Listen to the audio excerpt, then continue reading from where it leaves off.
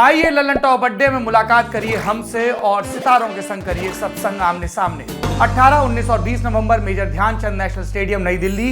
Registration free है Lallan top app पर।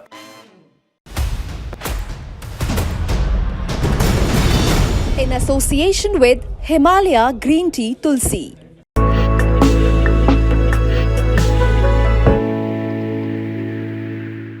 30 जनवरी 1948 को नाथूराम गोडसे ने महात्मा गांधी की गोली मारकर हत्या कर दी। मुकदमा चला और उसे फांसी भी हुई, लेकिन एक रहस्य गोडसे की मौत के बाद भी बरकरार रहा। क्या गांधी की हत्या में सिर्फ गोडसे की प्लानिंग थी या इसमें किसी बड़े संगठन का हाथ था? नाथूराम गोडसे के दो संगठनों से संबंध रहे, राष्ट्रीय स्वयंसेवक संघ और हिंदू महासभा। हिंदू महासभा गोडसे को नायक मानती है और गांधी की हत्या का जश्न भी मनाती है और गोडसे की मूर्तियां बनाती है। इसके बरक्स आरएसएस ने हमेशा गोडसे से कन्नी काटी है।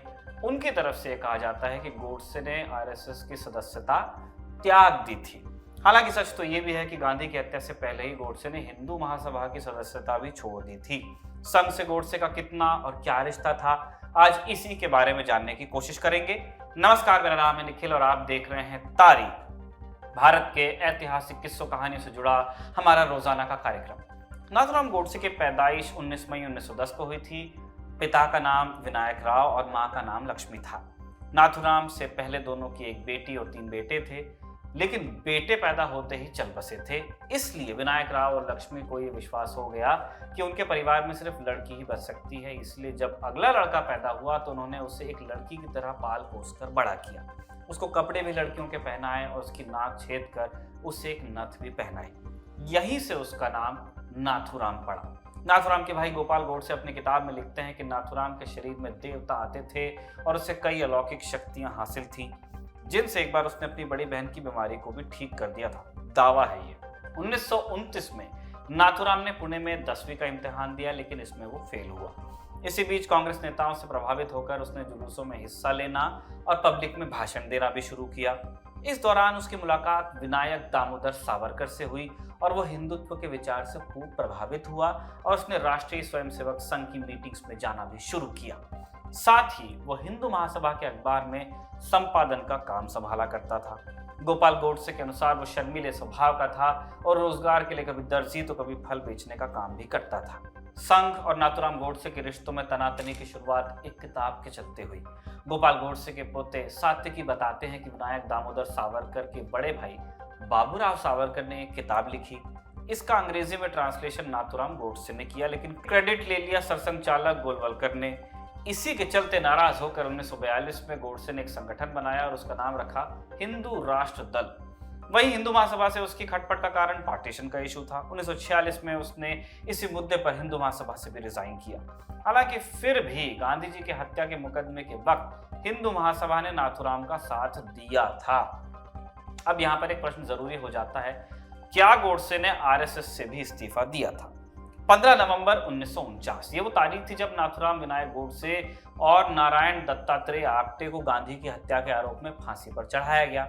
आप्टे की मौत गोडसे से भी दर्दनाक थी, क्योंकि उसे 2 बार फांसी पर चढ़ाना पड़ा था। नाथूराम के भाई गोपाल विनायक गोडसे अपनी किताब में लिखते हैं कि सुबह फांसी घर ले जाए जाने से पहले नाथूराम और नारायण आप्टे ने एक प्रार्थना गाई थी। नमस्ते सदा वत्सले मातृभूमे त्वया हिंदू भूमे सुखम वर्धितो हम, यानी हे प्यार करने वाली मातृभूमि, मैं तुझे सदा नमस्कार करता हूँ, तूने मेरा सुख से पालन पोषण किया है। इन शब्दों से शुरू होने वाली ये प्रार्थना वही है जिससे राष्ट्रीय स्वयंसेवक संघ आरएसएस की शाखाओं में गाया जाता है। गोडसे का परिवार भी इस बात को नहीं मानता कि वो आरएसएस से अलग हुआ था। 1993 में गोडसे के भाई गोपाल की किताब आई थी, उसमें लिखा था, नाथूराम दत्तात्रेय गोविंद, हम सब भाई हमेशा आरएसएस के एक्टिव मेंबर रहे थे। मतलब इतना कि घर के बजाय हम लोग आरएसएस में ही बड़े हुए। वो हमारा परिवार था। नाथूराम आरएसएस का बौद्धिक कार्यवाहक भी था। गांधी की हत्या के बाद गोलवलकर और आरएसएस एकदम परेशानी में थे, इसलिए नाथूराम ने कभी कुछ नहीं बताया, पर हमने आरएसएस छोड़ा नहीं था। हाँ, आप ये कह सकते हैं कि आरएसएस ने ये ऑर्डर नहीं निकाला था कि जाओ गांधी को मार दो, पर हम संघ से बाहर नहीं थे। लेखक धीरेन्द्र झा अपनी किताब गांधी असैसिन में लिखते हैं, गोडसे आरएसएस के अहम कार्यकर्ता थे, उन्हें आरएसएस से निकाले जाने का कोई साक्ष्य मौजूद नहीं है और न ही मुकदमे से पहले के बयान में गोडसे ने हिंदू महासभा के सदस्य बनने के बाद संघ छोड़ने का कोई उल्लेख किया है। साथ ही अदालत के बयान में भी उन्होंने सिर्फ इतना कहा कि वो संघ छोड़ने के बाद ही हिंदू महासभा में शामिल हुए थे, लेकिन उन्होंने ऐसा कब किया इस पर वो कुछ बोले नहीं। आरएसएस का क्या पक्ष है वो भी आपको बताते हैं। आरएसएस से जुड़े लोग कई बार इस बात को दोहरा चुके हैं कि नाथूराम और गांधी की हत्या से उनका कोई लेना देना नहीं था। नाथूराम के संग छोड़ने के कई सबूत मौजूद न होने पर बताया जाता है कि आरएसएस से निकाले जाने का कोई प्रोसेस नहीं है, इसलिए मिलता भी नहीं है डॉक्यूमेंटेशन। जब तक कोई संघ को गुरु दक्षिणा देता रहता है तब तक वो आरएसएस में बना रहता है, जब बंद कर देता है तो बाहर माना जाता है। वरिष्ठ पत्रकार कुलदीप नैयर लिखते हैं कि तब सरकार के पास ऐसे कई सबूत थे जो दिखाते थे कि कट्टरपंथी हिंदू संगठन महात्मा को मारना चाहता है। फिर भी गांधी की सुरक्षा का बंदोबस्त सही से नहीं हुआ था। तब गृह मंत्री रहे सरदार पटेल ने गांधी की हत्या को अपनी नाकामी मानते हुए अपना इस्तीफा सौंप दिया था। हालांकि नेहरू इसके लिए तैयार नहीं हुए और पटेल का इस्तीफा अस्वीकार किया गया। गांधी की हत्या के बाद सरदार पटेल ने आरएसएस पर बैन लगाया। हालांकि बैन बाद में वापस ले लिया गया, लेकिन पटेल ने आरएसएस से लिखित बयान लिया था कि वो मात्र एक सांस्कृतिक संगठन बन के रहेंगे, राजनीति में नहीं आएंगे। 11 सितंबर 1948 को लिखे खत में पटेल लिखते हैं, आरएसएस ने हिंदू समाज की सेवा की है, लेकिन आपत्ति इस बात पर है कि आप बदले की भावना से मुसलमानों पर हमले करते हैं। आपके हर भाषण में सांप्रदायिक जहर भरा रहता है। इसी का नतीजा हुआ कि देश को गांधी का बलिदान देना पड़ा। गांधी की हत्या के बाद आरएसएस के कई लोगों ने खुशियां मनाई और मिठाई बांटी। ऐसे में सरकार के लिए आरएसएस को बैन करना जरूरी हो गया था। अब इस पे आते हैं कि आरएसएस के महात्मा गांधी के बारे में क्या विचार थे। आरएसएस की बाइबल यानी कि गोलवलकर की लिखी बंच ऑफ थॉट्स में गांधी और उनके नेतृत्व दोनों के प्रति जहर उगला गया है। गोलवलकर लिखते हैं कि हिंदुओं की 1200 साल की गुलामी का कारण गांधी जैसे लोग हैं जिन्होंने अहिंसा की बात कर हिंदुओं को नपुंसक बना दिया। गोडसे के गांधी पर विचार इसी से मेल खाते हैं। गांधीवादी लेखक कुमार सप्तर्षि ने साल 2003 में गोडसे के समकालीन लोगों से बात कर एक लेख लिखा। इसमें वो लिखते हैं, उन सभी लोगों का कहना था कि गोडसे के दिमाग में एक बात बहुत गहरे घुसी हुई है। हिंदू इसलिए पौरुषहीन हो गए थे क्योंकि वो हिंसक नहीं थे और गांधी की अहिंसा ने तो उन्हें और भी शक्तिहीन बना दिया। गांधी के अनुयायी प्यारेलाल अपनी किताब Mahatma Gandhi the last phase में 2 घटनाओं का जिक्र करते हैं। प्यारेलाल लिखते हैं, जिस दिन गांधी की हत्या हुई उस दिन आरएसएस के सदस्यों को रेडियो ऑन रखने को कहा गया था क्योंकि अच्छी खबर आने वाली थी, और हत्या की खबर आते ही आरएसएस के सदस्यों ने मिठाई भी बांटी थी, जिसकी बात सरदार पटेल भी कर रहे हैं। बाद के सालों में भी आरएसएस की तरफ से गांधी के प्रति ऐसी ही बातें कही गई। 1961 में दीनदयाल उपाध्याय ने कहा था, हम गांधी की इज्जत करते हैं लेकिन उन्हें राष्ट्रपिता कहना बंद कर देना चाहिए। आगे भी समय समय पर आरएसएस ने गांधी की हत्या पर सफाई नहीं। आरएसएस के मुखपत्र ऑर्गेनाइजर में 11 जनवरी 1970 को एक लेख छपा जिसमें लिखा था, नेहरू के पाकिस्तान समर्थक होने और गांधी जी के अनशन पर जाने से लोगों में भारी नाराजगी थी। ऐसे में नाथूराम गोडसे लोगों का प्रतिनिधित्व कर रहे थे। गांधी की हत्या जनता के आक्रोश की अभिव्यक्ति थी। हालांकि आगे आने वाले सालों में आरएसएस के राजनीतिक विंग पहले जनसंघ और बाद में भारतीय जनता पार्टी ने गोडसे से किनारा करना ही भला समझा, जिसके चलते हिंदू महासभा और संघ में मतभेद भी उपजा।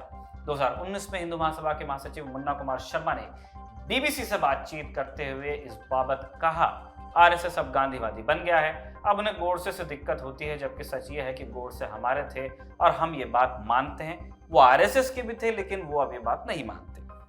शर्मा ने यह भी कहा कि गांधी की हत्या के वक्त आरएसएस और हिंदू महासभा अलग संगठन नहीं थे। जैसे राम के कारण रावण का जिक्र हमेशा होता रहेगा, वैसे ही गांधी के होने से ही गोडसे का भी जिक्र हमेशा होता रहेगा। ये सवाल भी पूछा जाता रहेगा कि वो कौन लोग थे जो गांधी की हत्या करना चाहते थे, लेकिन फिल वक्त ये एक लोकतांत्रिक देश है, इसलिए गोडसे की पूजा करने वाले भी चुनाव लड़ते हैं और जीत भी जाते हैं। तब भी लोकतंत्र था, इसलिए गोडसे की गोली मारकर हत्या नहीं की गई, उसे 6 घंटे का बयान पढ़ने का मौका दिया गया, अपना पक्ष रखने का मौका दिया गया और तब जाकर उसे विधिवत सजा हुई। उसकी हत्या नहीं हुई, यही गांधी की जीत है। इसी के साथ तारीख का ये शानदार एपिसोड यहीं पर समाप्त होता है। विदा लेने से पहले 2 नए सिलसिलों की आपको जानकारी देनी है। इस बार का दी ललन टॉप अड्डा हो रहा है दिल्ली के मेजर ध्यानचंद नेशनल स्टेडियम में 18, 19, 20 नवंबर को। रजिस्ट्रेशन के लिए आप ऐप पर जाइए, दी ललन टॉप ऐप, जो कि आपको गूगल प्ले स्टोर और एप्पल के ऐप स्टोर पर मिल जाएगा। ऐप अगर आपने डाउनलोड कर लिया तो फिर आप खेल सकते हैं क्विज भी, जो सोमवार से शुक्रवार रोज रात 9 बजे लाइव खेली जाती है। ज्ञान भी बढ़ेगा और बटुए का वजन भी, क्योंकि टॉप 50 लोग जीतेंगे रोज 100 रुपए का इनाम। तारीख का आज का एपिसोड लिखा था हमारे साथी कमल ने और कैमरे पर इसे रिकॉर्ड किया था हमारे दोस्त जतिन ने। देखते रहिए दी लल्लन टॉप। 3 साल के अंतराल के बाद एक बार फिर वक्त है आमंत्रण का। आइए मिलिए, क्योंकि शहर दिल्ली में फिर जमने जा रहा है लल्लन टॉप अड्डा। वो मौका जब स्क्रीन की सीमाएं टूटती हैं, हम वीडियो में दिखता कोई चेहरा बस नहीं रह जाते, आप किसी पोस्ट पर आए रिएक्शन का आंकड़ा बस नहीं रह जाते।